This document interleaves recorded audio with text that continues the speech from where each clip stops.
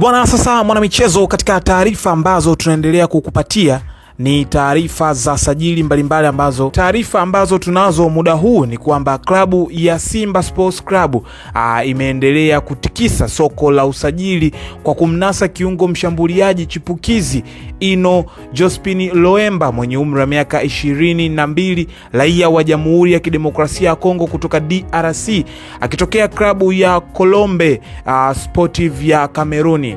Loemba ambaye anacheza nafasi ya kiungo mshambuliaji namba 10 anatazamwa kama mrisi wa kweli wa majukumu ya uchezaji ndani ya kikosi hicho kutokana na uwezo wake mkubwa wa kumiliki mpira na kupiga pasi za mwisho. Kwa mujibu wa wadau wa soka, usajili wa kijana huyu unatafsiriwa kama kupata Clatous Chama mwenye umri wa miaka 22 kutokana na kufanana kwao katika staili ya uchezaji na utulivu wa wapo kiwanjani.